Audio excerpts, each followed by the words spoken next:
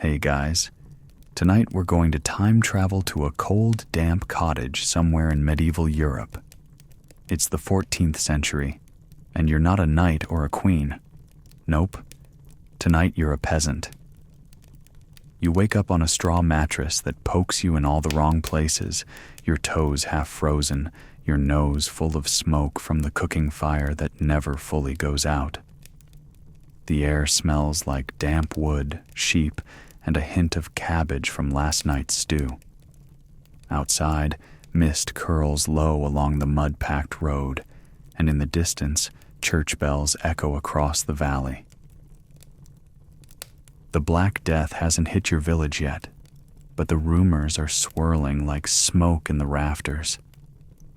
You hear stories from travelers, whispers at the well, and sermons laced with tension. People are starting to look at one another differently, longer, warier. You still don't fully grasp what's coming, but you feel it in your chest like a deep breath you forgot to let go. So, before you get comfortable, take a moment to like the video and subscribe, but only if you genuinely enjoy what I do here. And hey, tell me where you're watching from and what time it is. Now, dim the lights, maybe turn on a fan for that soft background hum, and let's ease into tonight's journey together. You stretch and rub the sleep from your eyes. Outside your cottage, the rooster's already lost his mind. Church bells toll again, an oddly insistent rhythm, and your stomach growls before your feet even hit the dirt floor. You pull on your rough wool tunic and step onto the cold, packed earth. The chickens scatter as you shuffle past, and somewhere nearby, a child cries. Your day begins the same as always. Water from the well, check the pigs, try not to think about how weird your neighbor's cough sounds, but there's something different this week. It's not just the gray clouds or the persistent chill in the air. It's the way people lower their voices when they speak about the next town over. Something's happening. Something bad. You head toward the chapel, mud sucking at your boots. The smell of burning tallow candles already wafts out the wooden door, along with a faint murmur of Latin. The church is your rhythm, your anchor. But lately, it's started to feel less like a shelter and more like a place to bargain with the sky. Inside, you kneel on the hard wooden pews, staring up at a crucified figure who never seems to blink. You murmur your prayers automatically, but your thoughts are elsewhere. You remember the old stories, the ones where saints bled gold or demons curled up in village wells, superstition and faith braided together so tightly you can't tell them apart anymore. There's that one cracked stained glass window you always stare at. A knight slaying a dragon. You never knew his name, but somehow you've always felt safer when the morning light hits his sword just right. Today, though, there's no light, just shadow. Back at home, your wife mutters a prayer as she stirs the pot. Your eldest is carving a wooden toy for the baby, whittling it into something almost shaped like a sheep. You hear a knock, and your cousin arrives in a rush. He says the priest in a nearby village has closed the church. Won't even speak to anyone. Says the end times are coming, and all this is judgment. You chew on that as you chew your bread, dry and hard at the edges. The word judgment sticks in your teeth. You've always known God was watching, or at least that's what you've been told since before you had teeth. But lately, it feels like he might be staring too hard, or worse, not watching at all. The animals have been uneasy. Your favorite chicken laid an egg shaped like a tear. Your neighbor's cow gave birth to something it refused to feed. Old Agnes down the road says it's a sign, but she says everything's a sign, including burnt porridge. Later that night, as you sit outside watching the smoke rise from your neighbor's chimney, you notice something odd. The moon looks too close, too red. It makes your heart thump in that uneasy way, like the moments just before a storm when the birds vanish. You whisper a prayer you only half remember, and you wonder, if God's in control of everything, why does it all feel like it's slipping? It's hard to say what exactly peasants thought of God during the Black Death, because, well, few of them wrote anything down. Historians still argue whether most commoners actually believed in divine punishment, or if they were just repeating what they were told from the pulpit. Some say there was genuine fear of hell. Others suggest the people feared hunger more. But what's clear is this: to survive, you cling to structure. Church on Sunday, tithes in coin or grain, saints for sickness, saints for safe childbirth, saints for finding lost shoes if you're lucky. It's not just about belief, it's about coping. You see your world as a tight circle, a patch of fields, a path to the chapel, a line of trees that hum with old secrets, and above it all, a sky that changes its moods like a temperamental landlord. You're not reading theology or debating doctrine. You're mostly just trying to live to the next meal. But even in that simplicity, your mind wonders about cause and effect. Why did your uncle die of fever after skipping Mass? Why did your neighbor's field yield double after giving bread to a passing monk? Sometimes you joke with the others, quietly, cautiously, that maybe God just flips coins. You laugh, but it's a nervous laugh, because deep down, you hope he's not actually listening. You step out of your cottage the next morning, and the first thing you notice isn't the cold or the thin, bitter taste of porridge still clinging to your tongue. It's the sky. Not blue, not gray, something in between, smeared with an odd yellowish tint, like the heavens forgot to wash their face. A strange, itchy stillness clings to the air. It smells wrong, like turned soil and burnt hair. You tilt your head up and squint, eyes watering, trying to figure out what the sky is trying to say. Because in your world, everything says something, especially the weather. Old Merrick hobbles past, muttering under his breath about omens. You nod politely but don't ask for details. You already know them by heart. A ring around the moon. Plague is coming. Red clouds at sunset. The dead are walking. Lightning without thunder. The saints are angry. Or maybe the fairies. Depends who you ask. You whisper a prayer without thinking. Something short, something desperate, just in case. That's the thing about God right now. He's not the warm, bearded figure of childhood tales. He's a bit more unpredictable, prone to smiting. Silent for weeks, then thundering like he's been saving up all his fury for one particularly unlucky hamlet. A low rumble rolls across the hills. Not thunder exactly, more like the sky growling. You're not sure if that's better or worse. You glance over at the chapel, just to reassure yourself it's still there. It is. The cross at the top leans ever so slightly, but it's still up. Still pointing heavenward, even if heaven seems to be in a mood. Back in the fields, the wheat bends without wind. You feel the hairs rise on your arms. You try not to look nervous, but even the sheep are acting odd, clumped together, staring in one direction, like they know something you don't. You recall something the priest said last week, how the sins of the people rise like smoke, and eventually the heavens choke on them. And then, well, God clears his throat. Mainstream scholars agree that for many peasants, weather and faith were deeply intertwined. If crops failed, it was because of divine disfavor. If a storm destroyed your roof, Maybe you swore too much or skipped confession. There wasn't much separation between the natural and the supernatural. Rain meant something. Drought meant something. Everything meant something.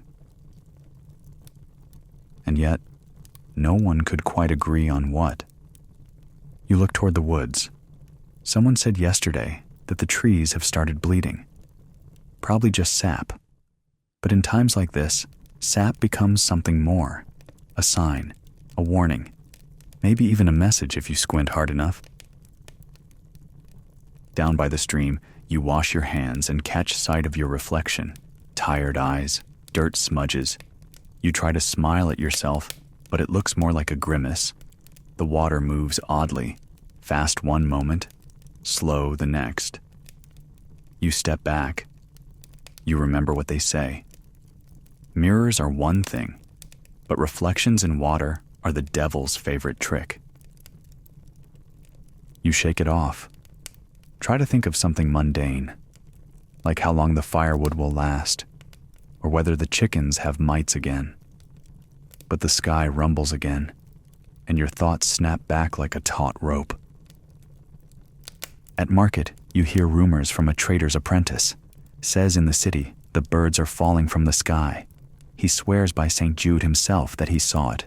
Sparrows dropping mid-flight, eyes wide, wings stiff. He says the sky's angry, not just weather angry, God angry. You trade a loaf of barley bread for a strip of cured meat and wonder if that will be your last real meal this week. The pigs have been skinny, and the cow's been giving less milk. Your stomach grumbles again, not from hunger, but dread. On the way back home, a child waves a stick at you and calls it a sin smasher. She laughs. Her mother does not. You get the feeling that even pretend blasphemy isn't so funny anymore. Your wife is weaving when you return. She's silent, her hands moving on instinct, but you can tell she's been listening to the same whispers. The sky's angry, maybe because people have grown wicked. Maybe because a woman in the next village let her goats inside her house. Maybe because the butcher said Jesus when he dropped a knife. Historians still argue whether medieval people actually believed every bad thing was punishment from God, or if they just said they did to avoid trouble. Some writings suggest deep sincerity, others hint at performative piety, a way to stay safe when your soul, your health, and your reputation could all be shattered in a sneeze. But you believe, mostly. Belief is the default setting of your brain. You believe like you breathe, not because you choose to, but because it's all you've ever known. Still, that belief is changing shape lately. Less comfort, more negotiation. Less, our Father, more, please don't kill my kids. You step outside again before nightfall.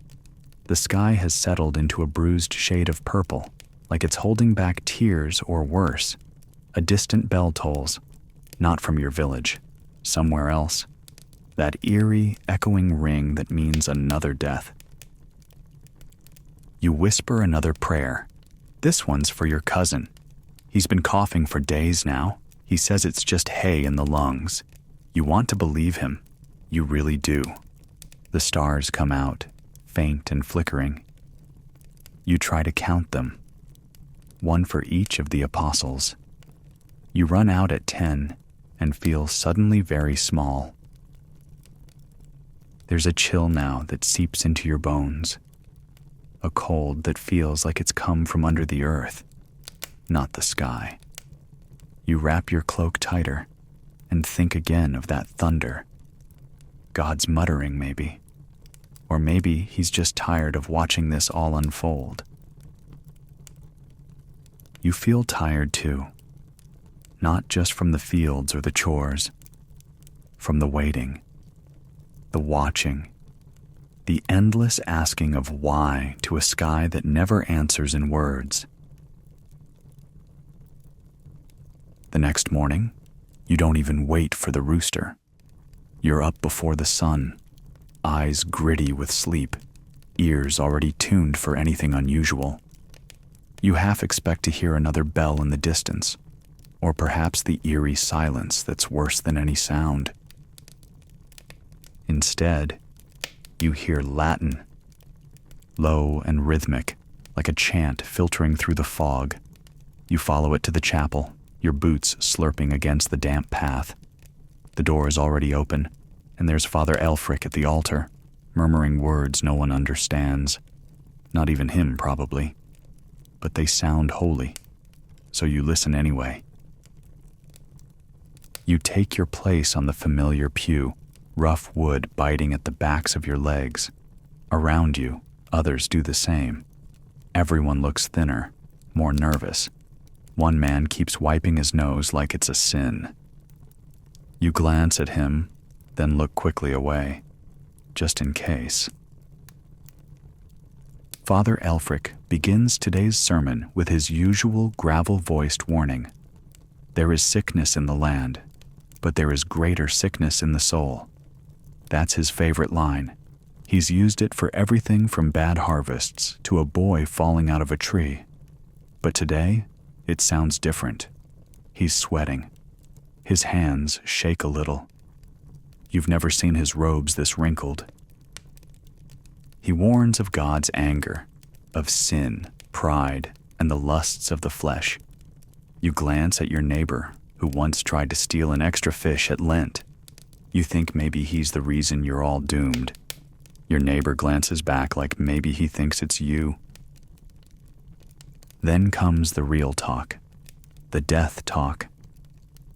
Elfric explains with a dramatic pause that the pestilence is God's justice, that the righteous will be spared and the wicked will perish, that even the innocent must suffer, for the world's sins are too great. You shift uncomfortably. That last part doesn't seem fair. But then again, most of life hasn't been fair. Why would God be? Mainstream historians largely agree that local priests were the voice of divine interpretation for peasants. People couldn't read the Bible. They depended on sermons to explain life, death, weather, and everything in between. Sometimes priests comforted. Other times they weaponized fear. And sometimes they were just guessing like everyone else, only louder. You notice something as Aelfric continues. He's adding new details. He says the devil walks among men now, hiding in those who hoard grain or don't tithe enough. He warns that rats carry sin. Yes, rats. And you're not sure whether that's metaphor or biology, but either way, it sounds plausible when said from a pulpit. Somewhere in the back, a child sneezes. A woman gasps. Half the chapel flinches. You try to focus on the sermon, on God, but your mind keeps drifting to your sister. She left for the city a month ago. She was supposed to come back by now. You wonder if she's sitting in a chapel too, or if she's, well, you tighten your fingers around your wooden rosary. After the final blessing, people shuffle out in silence. No one makes eye contact. You pass the offering plate and feel guilty about the single copper you drop in. You wish you could give more. You also wish that would make a difference. Outside, Aelfric stands near the door, giving each person a thin-lipped nod. He lays a hand on your shoulder, his fingers bony and cold. "Pray harder," he says. You nod. But the truth is, you've been praying so much your knees ache. And still, the sky growls. Still, the rumors spread. Back at home, your youngest asks why people are dying. You pause, a bit too long. Then you say, "Because God is cleaning the world." It's something Aelfric said last week. It felt noble when he said it. It feels hollow now. You pass by your neighbor's house later that day and see him burying a small bundle wrapped in cloth. He doesn't cry, just shovels, slow and stiff. You don't ask who it was. You visit Elfric later, not to confess anything, just to talk. Maybe he can say something that'll make sense of all this.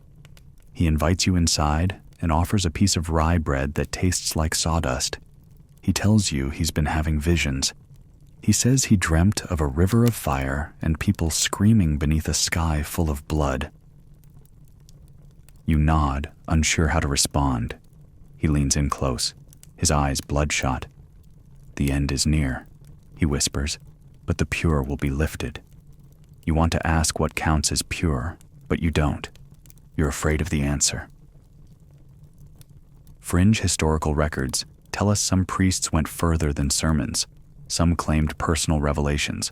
Others encouraged extreme penance, starvation, flogging, public humiliation. A few even declared their villages already damned. It's unclear whether these were true believers or simply men crumbling under pressure. You walk home slower than usual. Every shadow feels too long.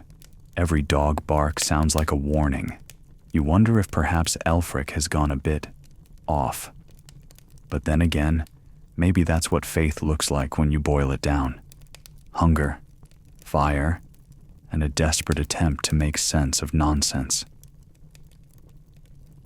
You pass the chapel again before bed. You pause, looking up at the steeple. The cross catches the last light of day, golden and sharp. You squint and think, maybe, just maybe, it looks like a sword, like it's there to protect you. Or maybe to remind you who holds the blade. You sleep that night with one hand on your rosary and the other clenched around your child's wrist, just in case the sickness sneaks in through the cracks in the door. You wake to coughing, not yours, not your child's, not even someone inside your house. It's coming from the path beyond your fence, wet, racking coughs that double over a figure in the mist. You don't recognize them at first. The shape is too gaunt. The clothes are more rag than garment. Then they lift their face, and you see it. It's the miller's wife from the next village over. Or it was. Her eyes are hollow. Her hands shake as she clutches a bundle you assume was once bread. Her lips move, but no words come out. You stare at her, unmoving, from the doorway. And then she just turns and walks away. You don't follow. You don't say anything. You just shut the door slowly and bolt it for the first time in a year. Later, your neighbor knocks, face tight and pale. Says there are bodies piling up near the bridge, that they're burning them in pits because there aren't enough priests left for last rites. You swallow hard and try to remember the last time you confessed anything more serious than laziness. News of the plague moves faster than the plague itself at first. Whispers slither through the village like eels. A merchant collapsed mid-prayer. A noble family vanished overnight. A monastery with its doors nailed shut. Some say it's a punishment. Others say it's a test. One man insists it's the stars. Mercury is misaligned, apparently. And still, Father Elfric preaches, but his voice grows hoarser each day. His sermons, once full of fire, now come slow and cracked like a fire dying in wet wood. Last Sunday, he coughed through half of it and had to sit down before the bread and wine. Historians still argue whether villagers truly believed in the divine cause of the plague, or if they just lacked alternatives. Without microscopes or germ theory, sin was as good an explanation as any. Some even claimed the alignment of Saturn and Mars caused corrupted air. That idea wasn't fringe at the time. It was passed down by scholars. But among the peasants, the explanations are simpler. You're being punished, or abandoned, or both. You hear of doctors wearing strange bird masks in the city, with beaks full of flowers and vinegar. That sounds like a lie, until your cousin returns from market and swears on St. Peter's beard that he saw one. A real man, dressed like a bird, poking at corpses with a stick. You try to laugh, but it comes out thin and dry. The plague is still mostly rumor in your village, a shadow at the edge of your days, but the signs are mounting. Fewer travelers, empty stalls at market, prices rising, people tightening their belts, literally and spiritually. You start praying more often and with more bargaining in your tone. Less, "Thy will be done," and more, "Spare my children, and I'll never steal turnips again." You're not sure if God is into bartering, but it's worth a try. One night, as you tend the fire, your eldest asks if it's true that the plague kills faster if you sin. You hesitate, then you say yes. It's easier than explaining randomness to a child. And maybe it's true. The baker's daughter, sweet, generous, always shared her honey cakes, died 2 nights ago. Her mother says she didn't even have time to scream. Just fever, black spots, and gone. People say she must have done something. Something hidden. They always say that. Blame is a shield in times like this. If you can name a reason, you feel protected, safer. You're not like them. You say your prayers, you keep your hands clean. Well, relatively. You've never even thought about stealing holy relics or kissing anyone who's excommunicated. Still, the unease creeps in. At the village well, no one draws water at the same time anymore. They wait. Watch. Keep their distance. You used to joke with the others as you filled your bucket. Now no one makes eye contact. You overhear 2 women whispering about a child who saw an angel in the woods, winged and weeping, dressed in black. One says it's a sign of mercy, the other a sign of death. You quietly hope the child was just sleepy. In your sleep, you dream of smoke, thick, choking smoke and voices you can't place. In the dream, someone tells you the ground is sick, not the people. You wake up clutching the edge of your blanket like it's a lifeline. By now, you've started keeping track of who's been sneezing, who looks pale, who's gone missing. Your mind, whether you like it or not, has become a ledger of doom. You see signs in everything: a cracked egg, a dead bird, a dog that won't stop howling. You visit Father Elfric again. He's thinner now, his eyes ringed with purple. He confesses something strange. He started hearing voices when he prays. Not divine voices, just voices. He doesn't know if it's God or madness. You thank him for his honesty and walk home feeling colder than the wind. Fringe accounts from the period describe holy men who broke entirely, priests who claimed they had seen heaven withdraw its light, or that Christ now walked the earth again but avoided churches. One even said the Virgin Mary had turned her face from humanity in disgust. You don't know if that's true, but it wouldn't surprise you. You try to hold on to little rituals, kissing your child's forehead with a cross drawn in ash, hanging dried rosemary by the door, avoiding certain numbers of steps on the path to the fields, not because you think these things will stop the plague, but because doing something is better than doing nothing. The worst part, you decide, isn't the fear of dying. It's the fear of not understanding why. You begin noticing something strange. Not the sickness itself, that you expected. Not the aching cough or the fever that seems to melt people from the inside out. You'd braced yourself for that, even if only half believing it would really reach your door. What's strange is who's getting sick and who isn't. You hear it first from the miller's boy, who passes your cottage whispering that the Lord's family, up in the stone manor, with its clean linens and endless supply of salted meat, is untouched. Not a cough, not a chill, not a single black spot.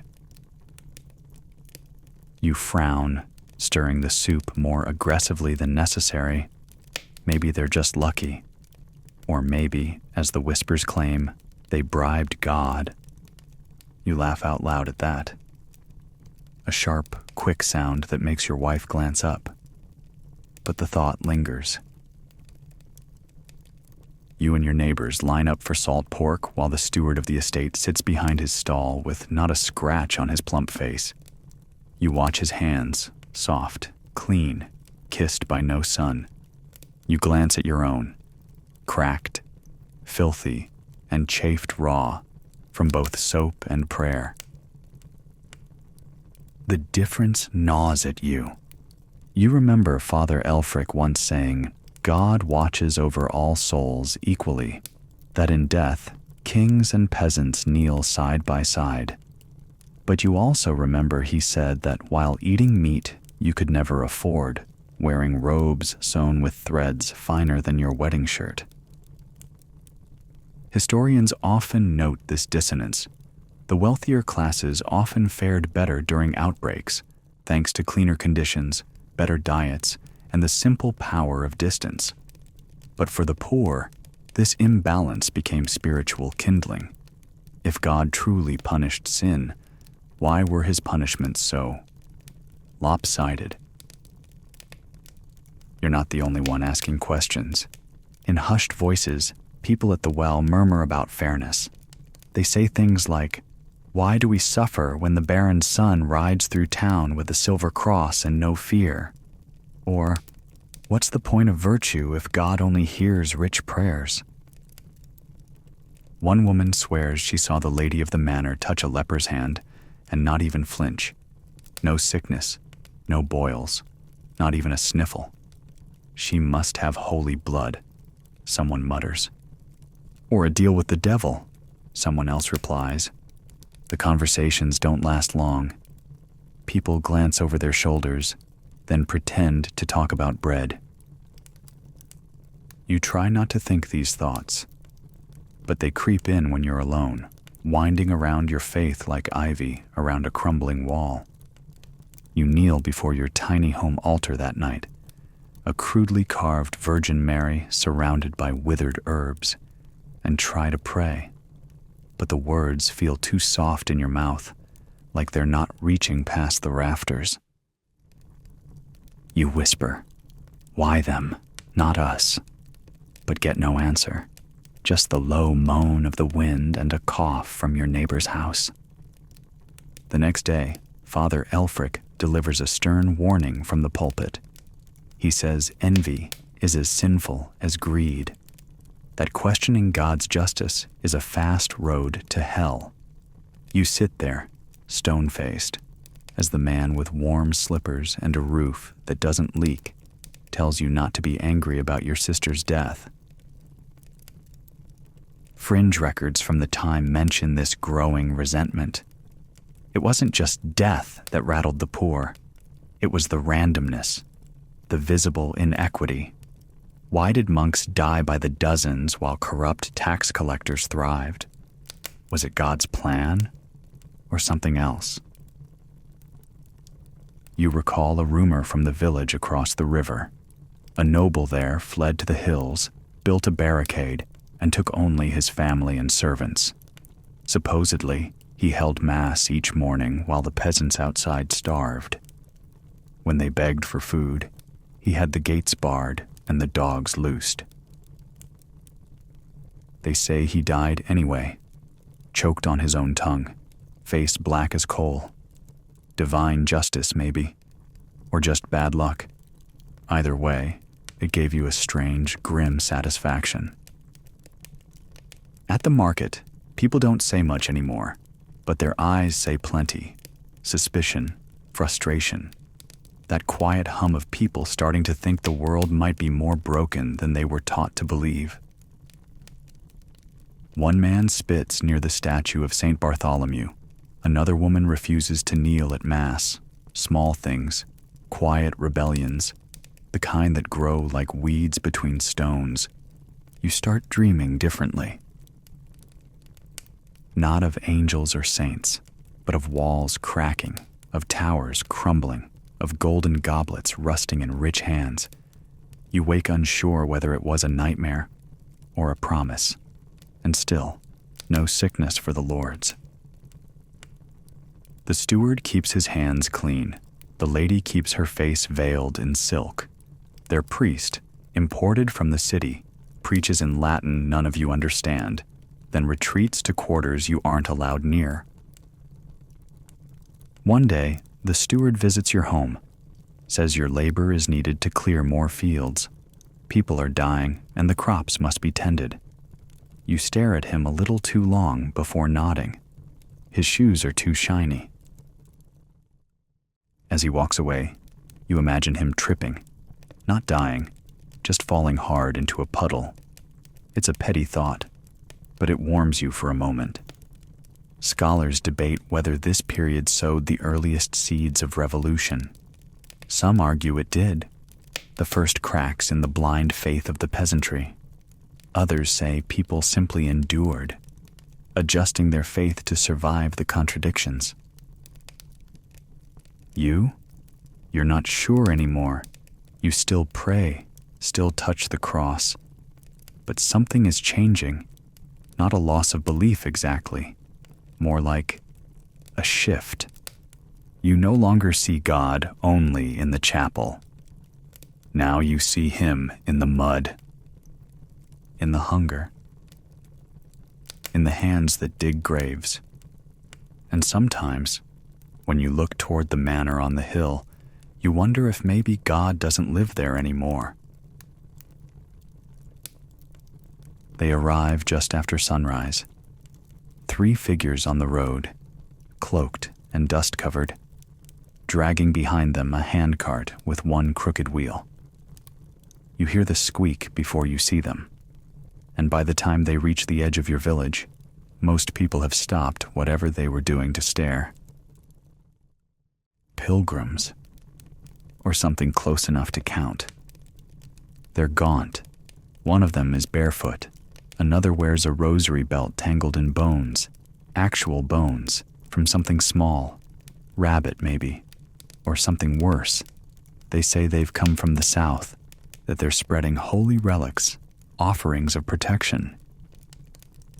You notice one of them is selling what looks suspiciously like a finger in a vial, supposedly St. Sebastian's.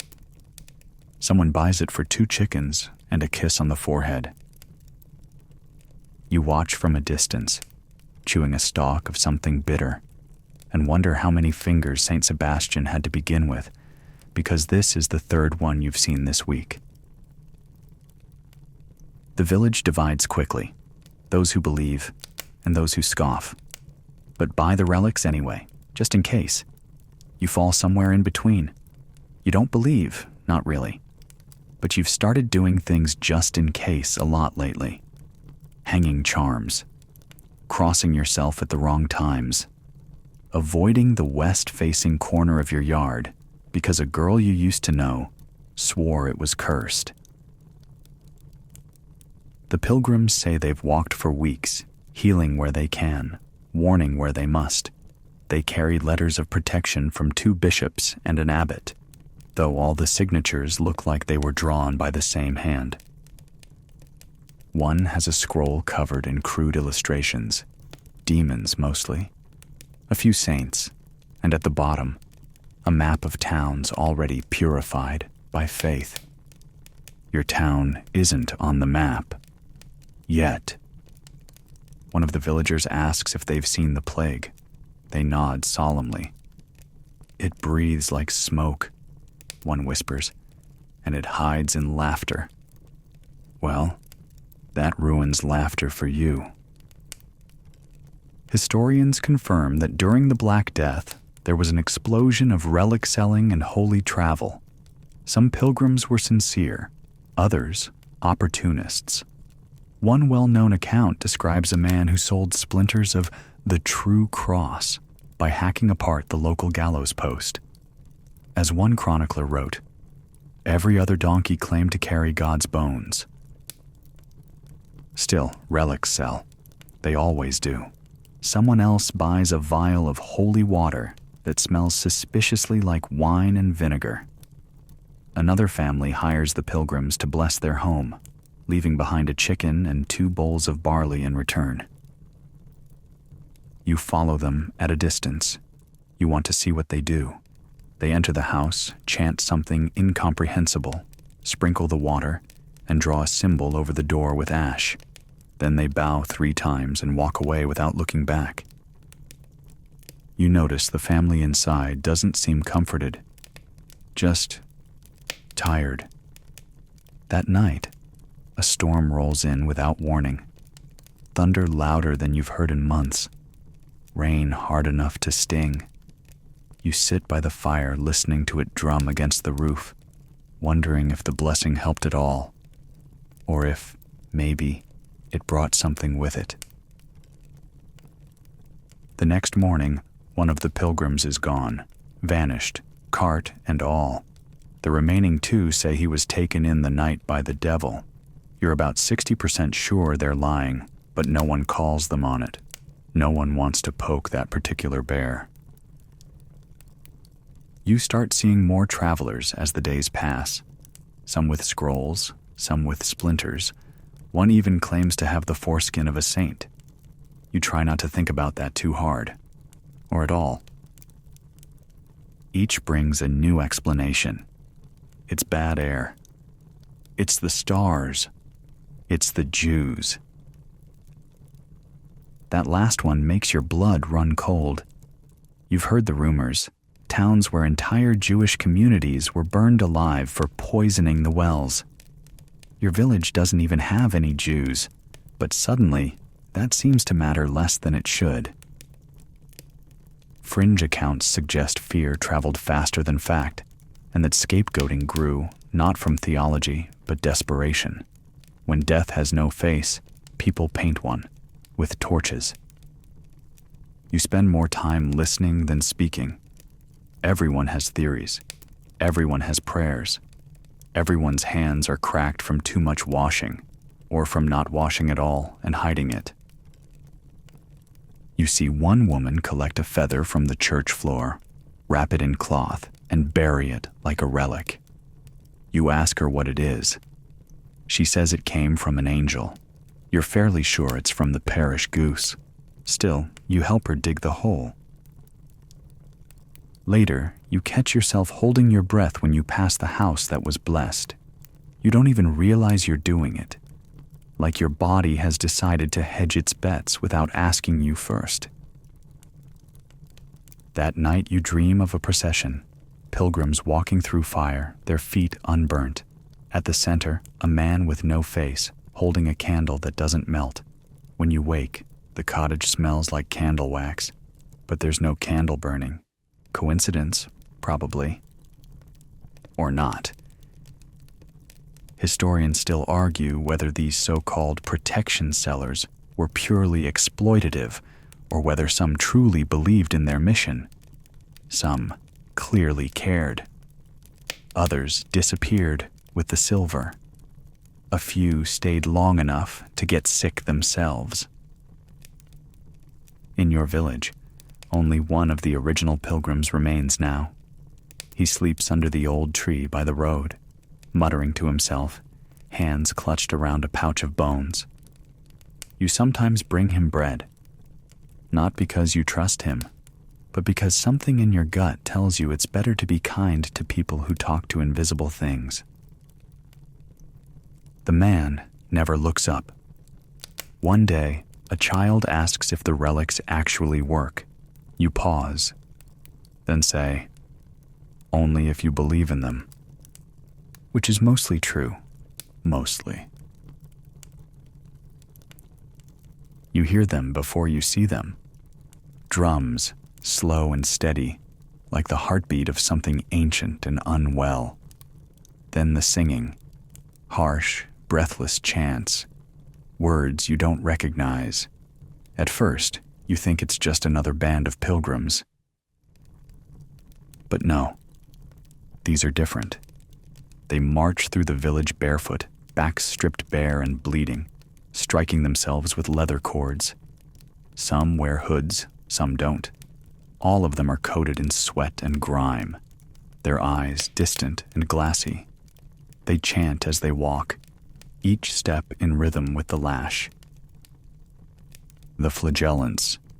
They move like one body, one voice, one giant wound. They don't stop to eat. They don't speak to anyone. When they finally do pause, it's only to kneel in the dirt, arms spread wide to the sky, as if daring God to look away again. No one dares interrupt them. You just watch from behind your fence, heart thudding, trying to decide if they're saints or something else entirely. You didn't think the sickness could be louder than the coughing, but now you know better. One man slaps the earth with his hand and screams, "Forgive us," before collapsing. Another rises to take his place without flinching. They lash, scream, collapse, rise, over and over. Historians confirm the rise of flagellant movements during the Black Death, groups who believed self-punishment could appease divine wrath. They moved from town to town, spreading both fear and hope, depending on whom you asked. The church tolerated them for a while, until it didn't. You whisper to your wife, "Should we join them?" She looks at you like you've just threatened to marry a goat. Later, you ask Father Elfric what he thinks. His hands tremble as he blesses your forehead, but he says, "True faith doesn't need blood." You're not sure he believes that anymore. That night, the flagellants sleep outside in the cold, forming a circle around the chapel. You don't sleep at all. Your son asks why they hurt themselves. You say, "To ask God to stop the plague." He nods solemnly, then looks at you. Will it work?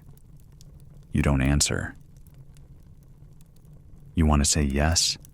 You want to believe that pain buys forgiveness, that sacrifice tips some heavenly scale in your favor. But when you look at your hands, so calloused from digging, mending, and holding on to faith, you wonder if maybe that's enough, or maybe it never was. The next day, the rats return. You haven't seen them in weeks, not since the baker burned her pantry.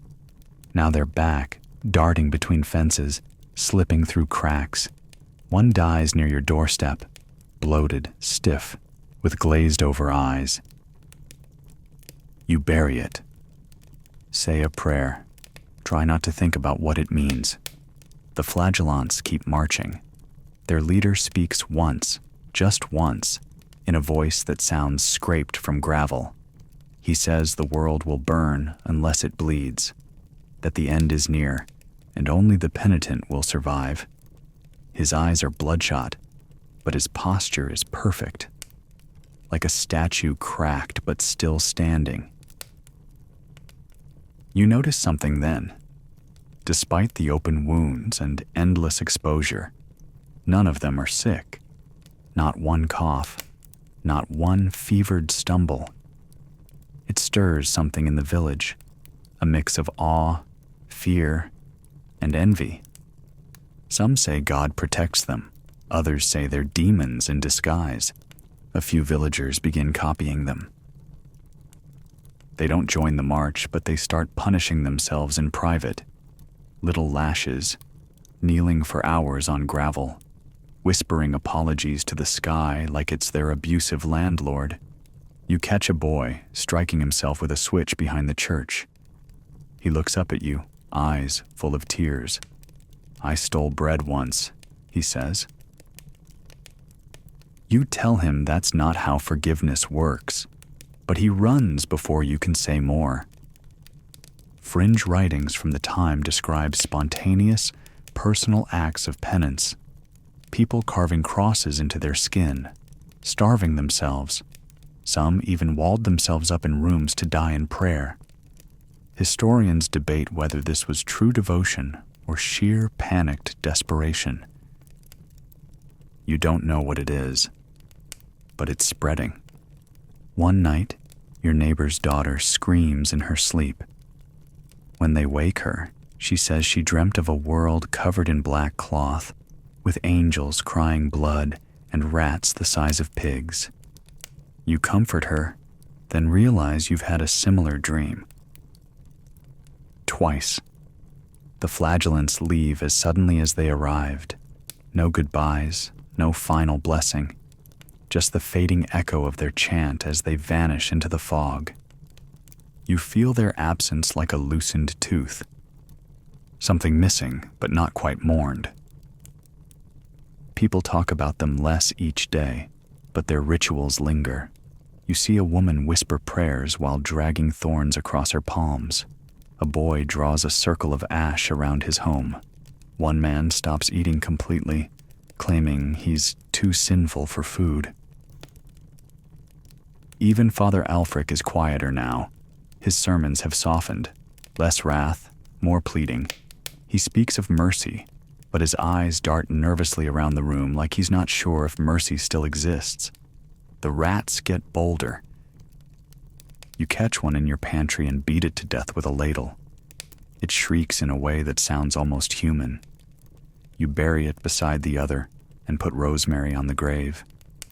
It doesn't help, but it smells nice. Your wife starts having headaches. She says it's just stress. You nod, and you both pretend to believe that. One evening, you sit by the fire, holding a piece of cloth with a faint red stain on it. You found it in the chapel. Maybe it's from a flagellant. Maybe it's just wine. But as you rub your fingers over the fabric, you wonder, how much pain is enough? How many lashes until the sickness stops? How much blood until God listens? There's something different about your aunt. Not the one who always smells like cabbage soup, or the one who swears she once saw a weeping Madonna in her wash basin.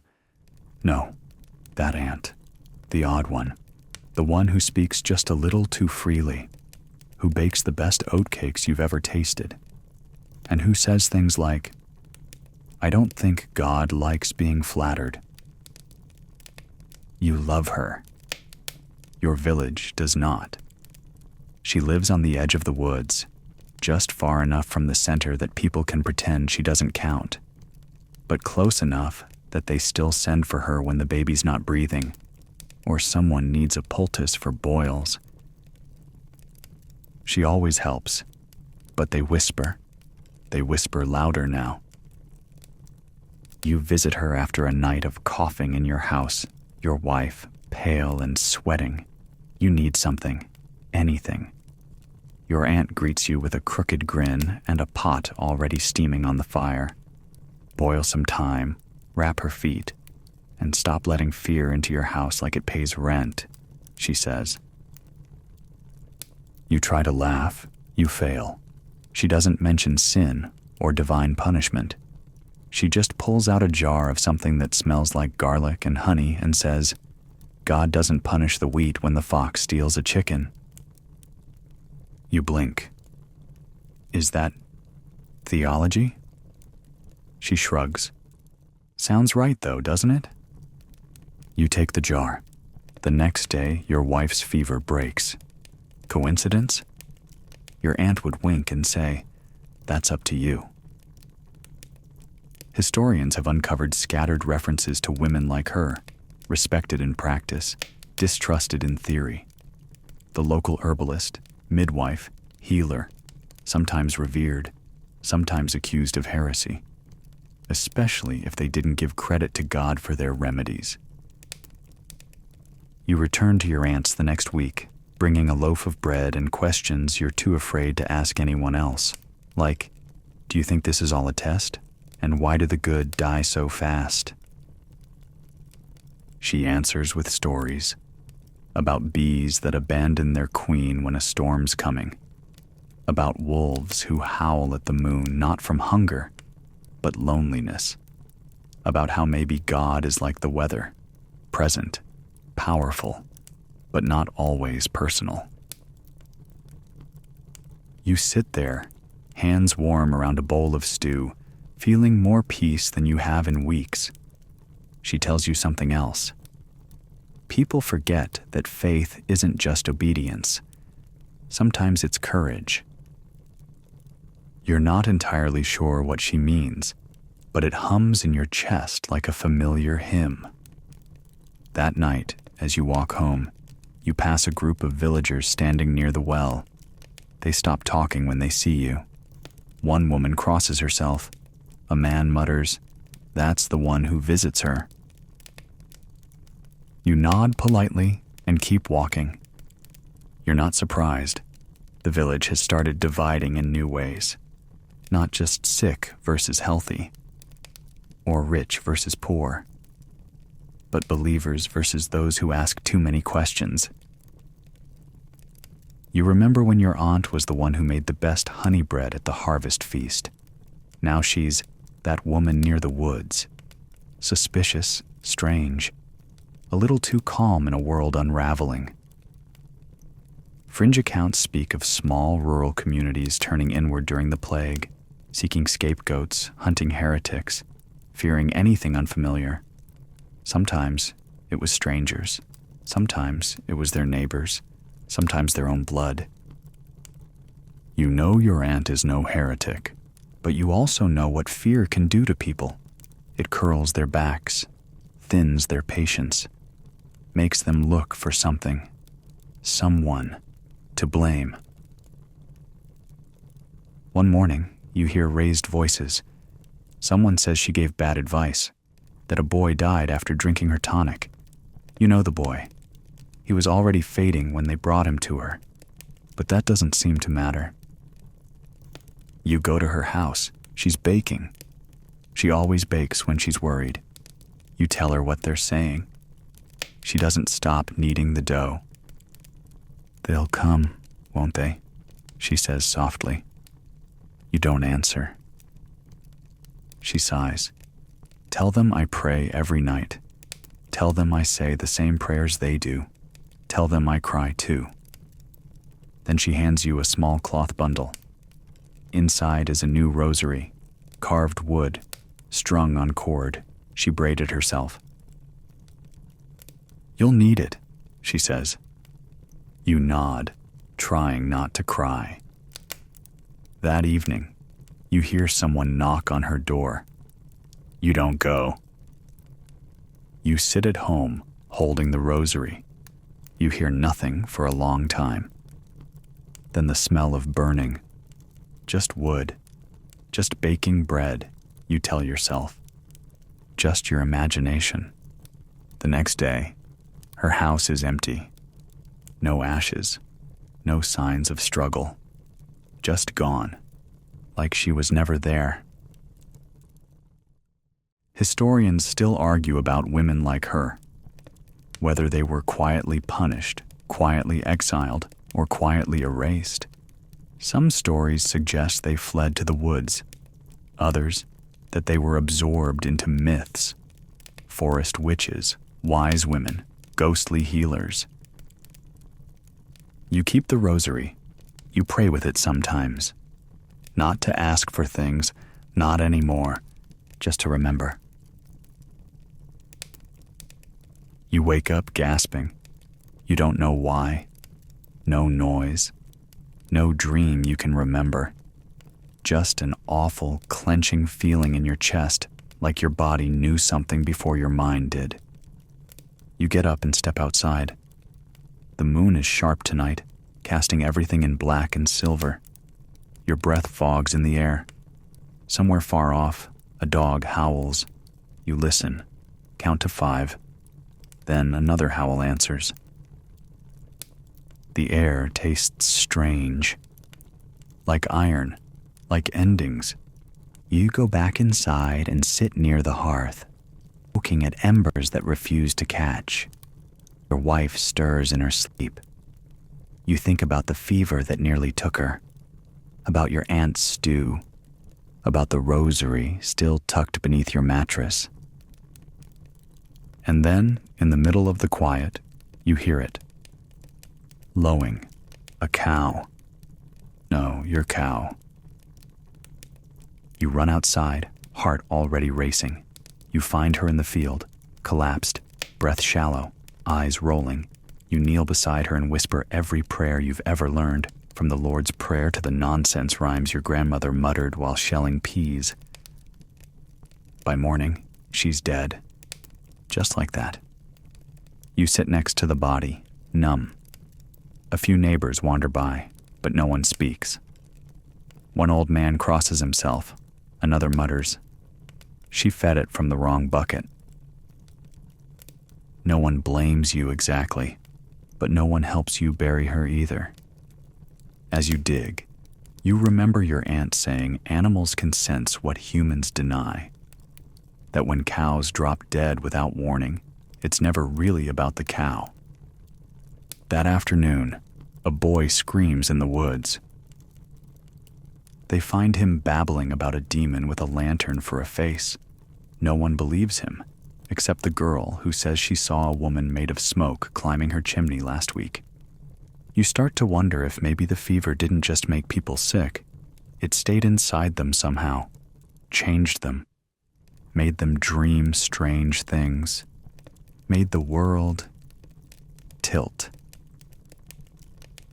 Historians have always struggled to separate real events from hallucinations in plague-era accounts. Between high fevers, starvation, trauma, and the sheer weight of grief, the line between reality and nightmare blurred for many. In your village, the dreams have become stories, and the stories feel realer than waking life. A man claims to have been visited by St. Peter, who told him to dig under the old oak tree. He found a bone. No one sure if it was a pig's or something worse. Another woman says her mother floats a few inches above her bed at night. Only a little, she adds, like bread rising. You listen to these tales and you don't laugh. Because you've started dreaming too. Not the soft kind, not the kind with fields and sunlight, the other kind. You dream of fires that don't burn and bells that toll underwater, of faces you've never seen whispering in voices you almost recognize. You wake drenched in sweat. Your legs cramp like they've run miles. Your child begins talking in her sleep, not with her voice. She says things she couldn't know, Latin phrases she's never heard in church, mentions names of dead relatives she's never met. One night she murmurs, "He's under the floor." You don't sleep that night. You don't check the floorboards either, just in case. One morning, you find a cross drawn in ash on your door. Not your doing, someone else. A warning? A blessing? You don't know. You don't clean it off. You've started watching the birds, noticing how they avoid certain rooftops, how they refuse to land on the chapel bell now, how they fly in strange, lopsided circles, like something above is pushing them away. Fringe accounts from the time describe bizarre behaviors among animals during outbreaks. Frogs appearing in dry wells, birds nesting indoors, dogs howling at midday. Most of it is superstition, probably. But when you see it happen, it feels less like stories and more like signs. You visit the chapel, hoping for comfort. Instead, you find it empty again. Father Aelfric hasn't come in days. The altar smells of old wax and dust. Someone's left an offering, half an apple and a chicken feather. You light a candle, kneel, try to pray, but the words feel strange in your mouth. Foreign. You try anyway. God, please. That's all you can manage. That night you bury another chicken, then your wife's favorite cat. No visible wounds, no illness. Just gone.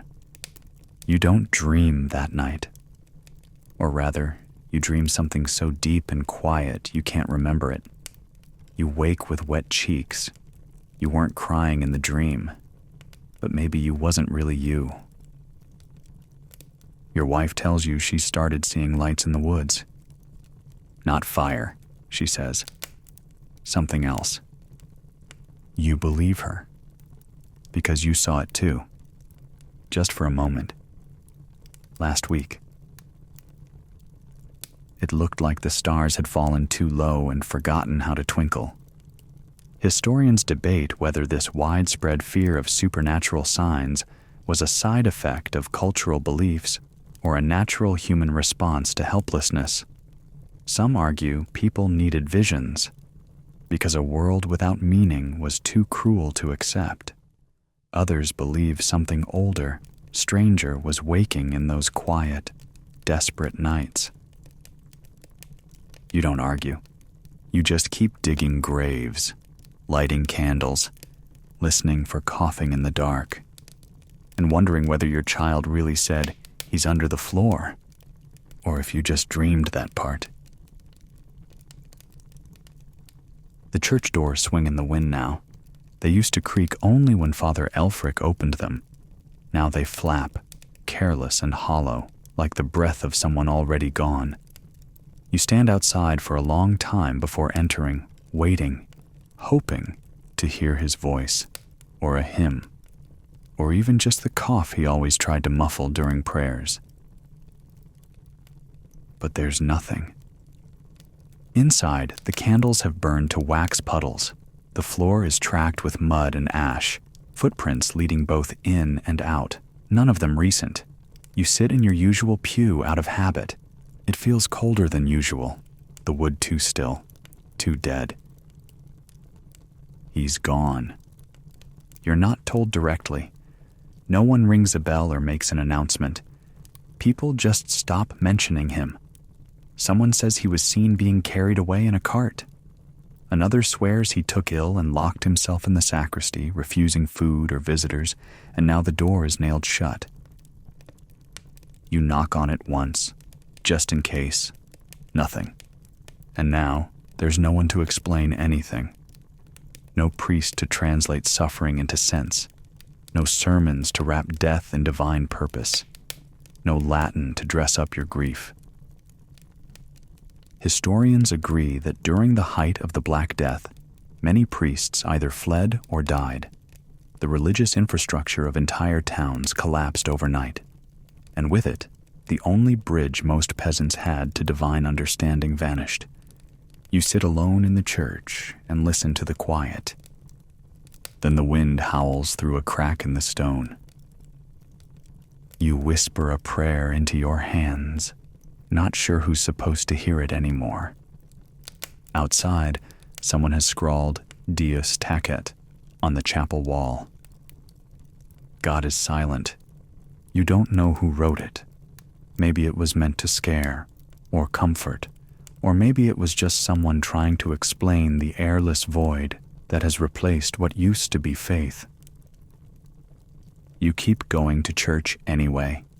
It's the one habit you can't break, even if the sermons are just in your head now, even if the only incense is the smoke of someone's burned supper. One evening, a boy walks in behind you and kneels at the altar. His skin is blotched with red, his lips cracked. He whispers something you can't make out, then lies down, right there on the floor. You don't try to move him. He's gone by morning. You tell no one. You sweep the floor around him and light a candle. There are new rules now. Unspoken, unwritten, but understood. You don't knock on closed doors. You don't touch strangers. You don't talk about the priest. You bury your dead quickly and with no hymns. The rituals remain, but only as empty gestures. You still cross yourself when passing graves, still murmur prayers before bread, but it's like moving your lips underwater, like speaking a language no one else hears. Fringe reports describe this spiritual emptiness spreading faster than the disease itself. With priests gone and bodies piling in churchyards, belief warped. Some clung harder, others turned inward. A few declared that God had abandoned earth altogether and retreated to judge from afar. You start noticing odd things in place of sermons. Paintings in the chapel smeared with soot. Crude drawings on trees, skulls with wings, crosses inverted, strange symbols you don't recognize. One morning, you find a wreath of dead rats arranged like a crown at the church steps. No one cleans it up. It stays for days. Then one night it's gone, replaced by fresh rosemary and a scrap of cloth. Your wife stops praying aloud. She just stares at the wall as if waiting for it to blink. Your child whispers grace over stew, then says, "I think angels are scared too." You want to correct her, but you don't know how. You see less and less of your neighbors. People only emerge to fetch water or bury someone. When you do speak, it's only in short, brittle phrases. Still breathing? For now. How many left? Not enough. The chapel bell rope rots through and snaps one afternoon. It falls in a sad heap on the floor. No one fixes it. It hasn't rung in weeks anyway. One morning, a stranger arrives, skinny, pale, with wild eyes and a battered Bible. Says he's a traveling preacher. Says he has the true words. He climbs onto a crate and shouts about fire and worms and trumpets, about a God who has turned his face from this world and waits for the ashes to settle. You watch, listen. Some kneel, some cry. One man throws a stone. You just walk away, not because he's wrong, but because you've heard enough endings dressed up as salvation. That night, you stay awake, watching the wind move through the fields. You no longer ask what it means. You just watch, as if the sky might answer, not with thunder, but with quiet. You dig. That's what your days have become. Digging for potatoes, for water, for graves. The shovel is part of your hand now, your palm calloused in the same crescent curve as the handle. You don't always know what you're digging for until the hole is half done. Sometimes you forget why you started. This morning, it's your cousin. He died in the night. Quietly, thankfully. His wife wrapped him in linen that used to be part of their wedding clothes. You help her carry him to the edge of the old orchard. The ground is softer there. It gives without complaint. No priest, no hymn. Just you, the shovel, and her shaking breath beside you. You say a few words. They aren't official, but they feel real. Let the earth take him gently. Let the sky forget his name. She doesn't cry. Neither do you. There are no tears left, only dirt. Back at home, you scrub your hands raw. You boil water twice. You rinse your hair with vinegar just in case. You're not even sure it helps, but it's something. You eat bread that tastes like ash and stare into the fire. Your child sits across from you, drawing shapes in the soot with a stick. You realize she's humming a hymn but changing the words. She sings, "If God forgets me, I'll forget him too." You don't stop her, because somewhere deep in your own bones, you understand. Historians note a rise in spiritual silence during the plague years. Fewer recorded confessions, fewer masses, a dramatic drop in baptism and marriage rites. Whether this was due to fear, exhaustion, or despair is still debated. Some say people abandoned faith. Others say they simply didn't know where to send their prayers anymore. You find yourself talking to the dead more often than the divine. You talk to your aunt, though she's gone. You talk to Father Elfric, though you never buried him. You talk to the cow, the cat, the cousin. It helps. A little. One evening, you see a line of smoke curling beyond the trees. You follow it, curious, cautious, holding your breath. You find a small group gathered around a fire. They're not from your village. Their clothes are different. Worn in different ways. Their faces thinner, eyes brighter in a strange, brittle way. They offer you food. You accept because you're not proud anymore. They ask if your village still believes. You shrug. They say theirs doesn't. They say their priest left and they built a shrine from bones and stones instead. Something new, something closer. They say God is too far away now. They needed something nearer. You listen, mouth full of their bitter soup. You don't argue. One of them gives you a small token, a circle of bark with a spiral burned into it. It wards off despair, they say. You take it. Because what else are you going to do? Reject hope? You don't wear it, not yet, but you keep it in your pocket, just in case. When you return home, your wife doesn't ask where you've been. She just touches your face like she's checking to see if it's still warm. She tells you that 2 more children have died down by the river. They didn't even bury them, just sent them into the current. She tells you this like she's describing the weather. That's what grief becomes after a while, just part of the forecast. The next day, you find your child talking to something in the corner of your house. Not someone. Something. You can't see it. She says it's the man who stands in dreams. He doesn't speak, just listens. She says he smells like wet cloth and candle smoke.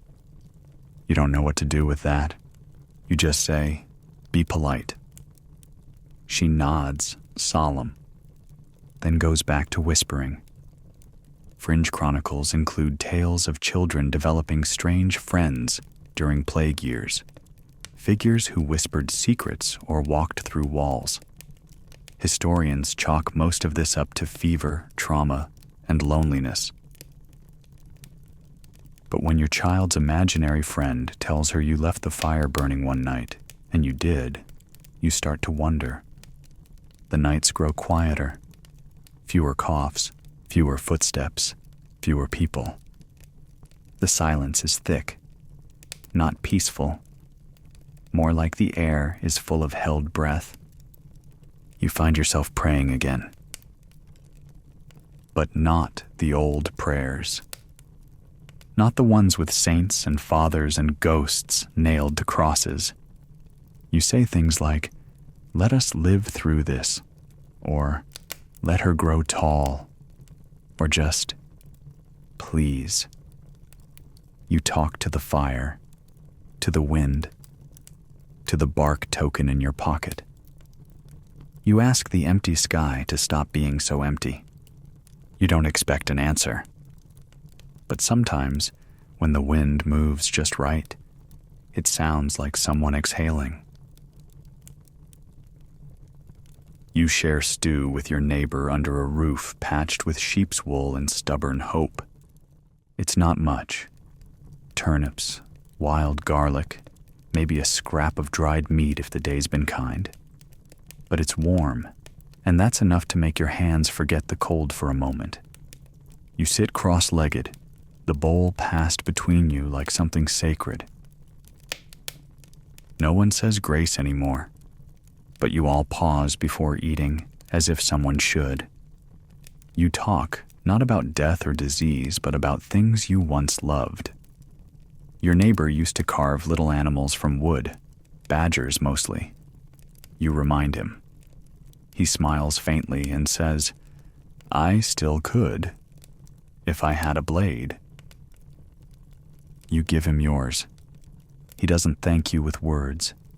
He just turns it over in his hand, like it's made of gold. It's these small things now.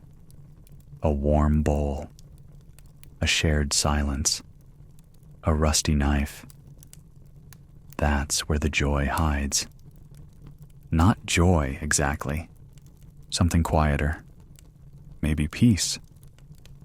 Or maybe the exhaustion that pretends to be peace when grief finally runs out of steam. Your child has started laughing again. Not often, not loudly, but sometimes when the chickens do something stupid, or when she finds a pebble shaped like a rabbit. Her laugh is quieter now, more careful, like she doesn't want to startle it. You don't tell her to stop, even if some neighbors have started watching her funny when she laughs. Even if a part of you still flinches when anyone seems too happy. Lately, joy feels like a kind of defiance. Historians find it hard to track emotion in plague records. Documents focus on death counts, not dinner conversations. But some letters hint at moments of light. Lovers who ran away together, songs sung in empty streets, pockets of people who held on to wonder even as the sky cracked open. You try to be one of those people. Not to forget what's happened, but to make sure something else survives too. You and your wife start keeping a small book. Not words, you can't write. But marks, symbols, things you'll remember. A dot for each time your child smiled. A line for every person you helped. A spiral for the nights when you didn't dream of ash. You don't know why you're doing it. Maybe to prove something existed beyond the rot. One morning, your neighbor shows you a carving. His first in weeks. It's a figure, simple, rough, not a saint. Just a person holding out one hand. You ask who it is. He shrugs. Someone who waited. You hang it by the door. That afternoon, you catch yourself singing. Not loudly, just under your breath, while kneading bread that barely rises. A lullaby your mother used to hum. You don't even remember the words, just the tune. Your wife smiles when she hears you. She doesn't say anything. She doesn't need to. You realize something strange. You've stopped thinking about God as much. Not out of anger, not even doubt, just distance. Like a friend who moved away and stopped writing, you still believe, in a quiet way. But you don't talk to him every night. Some nights, you just talk to the fire, or the wind, or your daughter's shadow on the wall, and it feels enough. Fringe theologians from later centuries suggested that during the plague, faith underwent a molting, that people shed the formal shapes but kept something softer underneath, less structure, more ache, a hunger for meaning that no longer fit in stone walls or Latin phrases. You don't miss the sermons anymore. You miss the sound of them. You miss the rhythm, the voice, but not the scolding, not the threats. You've begun to think the world doesn't run on punishment or rewards. It just is. You walk by the river and see new shoots growing between the bones of trees that fell last winter. You don't point them out. You just notice. File it away. When you come home, your daughter has drawn something on the wall. A figure, wings made of feathers and flame.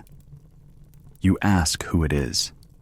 She says, the one who listens. You don't ask more. You don't want to ruin it. That night she tells you a story before bed. About a fox who stole stars and buried them in the dirt so the sky wouldn't be lonely. She says she dreamt it. You listen, and then you tell her a story back. You make it up on the spot. It's about a little girl who laughed so hard the plague got confused and forgot to visit. She smiles, not because she believes it, but because it's nice to pretend. You whisper, "Let it be true." And for a moment, in the hush between breaths, it feels true. You've started keeping secrets, not big ones, just small thoughts you don't share anymore. Like how sometimes you wonder if God's still listening, or if he ever was. You don't say it out loud, not even to your wife, but you think it, especially in the quiet hours before dawn, when the fire's almost out and your child mumbles in her sleep. You still pray, but differently now. Shorter prayers, not as polished. Sometimes they're just feelings you breathe into the air, hoping someone catches them. You've noticed others doing it too. The man who used to shout Amen, the loudest now, just nods to the sky before meals. The woman who never missed Mass hasn't set foot near the chapel in weeks, but she still leaves bundles of herbs at the base of the altar. There's something tender in it. Quiet rebellion, wrapped in reverence. You think maybe people are inventing their own ways now. Not new gods, just new shapes for the old ones. Your daughter told you this morning that she thinks God is asleep, that he got tired and curled up somewhere in the stars. You almost corrected her instinctively, but then you looked at her face, so serious, so certain. And it made sense, because if you were God right now, you'd want a nap too.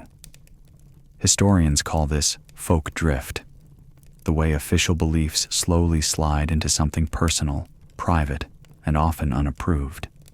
The church feared it, but for peasants with no priests, no books, and no answers, it was a lifeline, a way to keep the sacred close, even when it no longer looked like it used to. You don't talk about it with the others, not directly, but you see it in the way they act. The little totems tucked under beds, the charms scratched into doors, the whisperings that sound more like songs than prayers. Your wife has begun humming when she cooks, a tune you've never heard before. You ask her where she learned it. She says, "Nowhere. It just feels right." You hum it too, later, while mending a fence. It helps. One evening, a boy in the village starts shouting in the square. He says he's heard a new voice in his dreams. Not a saint, not an angel, something else. He says it told him to walk into the forest and never look back. People stop and listen. Some mock him, some grow afraid. You just watch. He walks to the edge of the woods, stands there, waiting. Then someone stops him, takes him home. No one talks about it again. But now, when you look at the trees, you wonder who else is listening from inside them. There's a kind of heresy that doesn't wear the name. It's not rebellion, not even doubt. It's the soft, unspoken shift where belief becomes something gentler, something less shaped by fear. You start carving, just like your neighbor does. Not saints, not demons, just people, birds, hands, leaves, things that make you feel real, things that still grow. You line them on your windowsill, a silent congregation. One morning, you wake to find a small bundle on your doorstep. Inside, a candle stub, a feather, and a stone with a spiral scratched into it. No note. Just offerings, or maybe prayers. You leave them there. Don't touch them. They're not for you, exactly. Just meant to exist. to remind you someone else still believes in something. Your daughter asks if she can make her own altar, not to God, to the one who listens. She says. You say yes. She uses stones, a shell, some dried flowers, arranges them carefully, stares at them like she's waiting for them to blink. You sit beside her in silence, not sure what you're feeling. But it's not fear. It's not exactly comfort either. Something in between. You realize belief has become quieter. Less about thunder, more about the way your hands move when you braid your wife's hair, or the way you whisper, "Stay" to the wind when it rattles the shutters, or the way you still set out an extra bowl at supper for the ones who aren't here anymore. Maybe that's the holiest thing you do now. Keep remembering. Keep loving. Even when there's no choir singing about it. Historians might never know how many people whispered their doubts in candlelight, how many peasants shifted from the fearsome god of plague to a softer, stranger kind of faith, half memory, half invention. But you know, you live it. You are it. A quiet heretic, not burning churches, just lighting candles in new places, and daring to believe that maybe God doesn't need to roar to still be near. The sickness begins to slow. You don't notice at first. Not because things return to normal.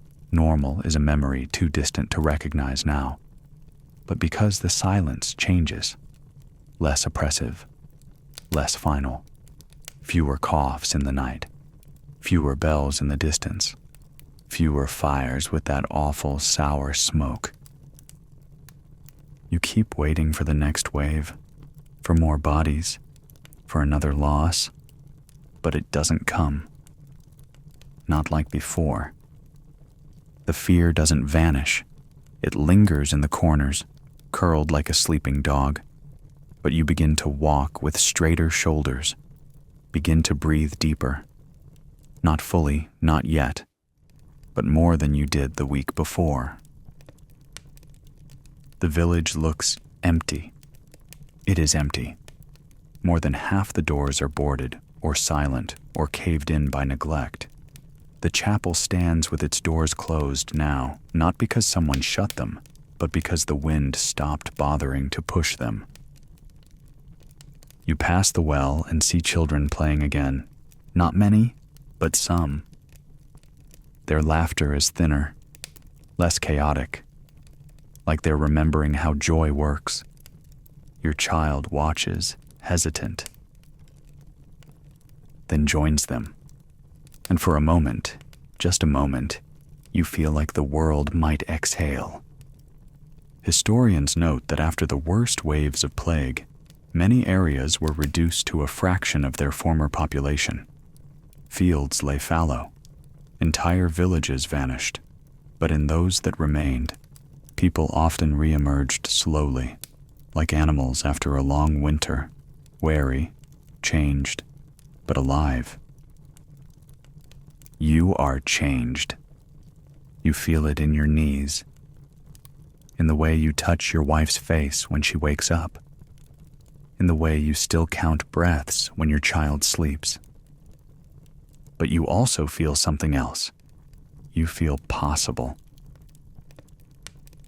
One morning, you dig in the garden and find a sprig of green pushing up between the frost-bitten roots. You don't know what it is. You let it grow anyway. You start repairing the fence. It's slow, not urgent.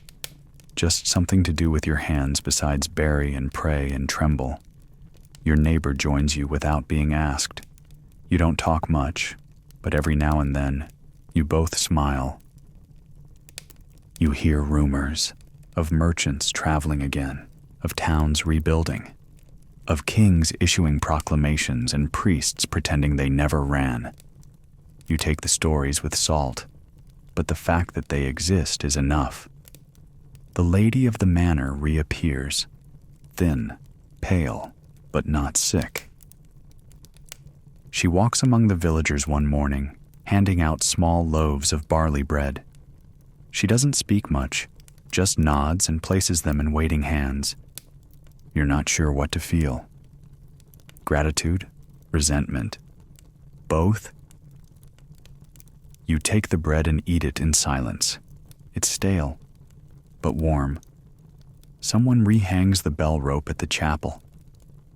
You don't know who. You don't ask. It rings once.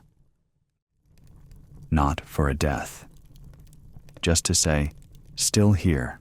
Fringe writings describe these moments of strange peace, when survivors began moving again, not with celebration, but with a kind of sacred caution, like dancers stepping through broken glass. You begin to see things differently. The fields, once symbols of hunger, now look like potential. The woods, once dark with rumors, now shimmer with new growth. Even the chapel, still cracked, still missing its priest, feels like a place again. Not of answers, but of gathering. One afternoon, you and your daughter walk past it. She stops, says, "I think he's back." You look up. "Who?" She shrugs. "God, or the one who listens." You both smile. Not because you're sure, but because it's nice to say it. You go home and light a candle. No prayer, just the light, just the flicker. Your wife has begun baking again. Real bread, with herbs. The smell fills the house. You catch yourself humming. Your hands move with less shaking now. You start a garden. The neighbor helps. His daughter laughs when she falls into a patch of soft dirt. You help her up and she tells you she saw a bird land on her hand once during the plague. You tell her maybe the birds missed her. She grins. You begin to write again in your marks and symbols. Not of death now, not entirely. A leaf for every green thing you notice. A star for every dream that doesn't end in fire. A handprint for every day you don't dig a grave. The pages fill faster than they used to. You're not healed. Not yet. Maybe not ever. But you're not breaking anymore. The village is not whole. But it is becoming. And in the silence that follows each day's work, you hear something you didn't expect. Not bells, not hymns, not even your own breath. You hear the future. Shaky, uncertain, growing like ivy through stone. And you think, maybe that's enough. You build again. Not cathedrals, not monuments, just fences, lofts, a roof that doesn't drip. You mend the cracks in your home, and in doing so, mend a few of the quieter ones inside yourself. The world didn't end, but it did break. And now, bit by bit, you learn how to live among the rubble. The chapel opens its doors again, though there's still no priest. No incense, no choir. But people gather, sit quietly. Sometimes someone hums a hymn, off-key and too slow. No one corrects them. One day, your daughter places a stone with a spiral carved into it on the altar. You don't ask why. She says nothing. It just belongs there. Historians struggle to capture this part, the part where the silence lifts, but no one cheers, where people don't shout hallelujahs, but nod softly at each other in a way that says, "We're still here." You visit your aunt's house. It's still empty, dusty. The smell of herbs long faded into wood and shadow. You sit at her table, say nothing. You don't light a candle, just sit. Let the quiet fill you. Before you leave, You place the rosary she gave you on the windowsill. If she comes back, she'll know you remembered. And if she doesn't, well, she'll still know. Your child starts collecting feathers again. Not for superstition, just because they're pretty. That's what she tells you. But you catch her once, holding one over her head, whispering something, eyes closed. You don't interrupt. You begin noticing the birds again too. They've returned. Louder now. Bolder. One perches on the chapel's cross like it never left. You smile. The first one that isn't tight or tired. You plant onions. Badly. They sprout crooked. But they sprout. And that's what matters. Your wife sings sometimes. You've never heard her sing before the plague? Now it sounds like something pulled from her bones. A song without words, just sound. Like she's reminding the air that she's alive.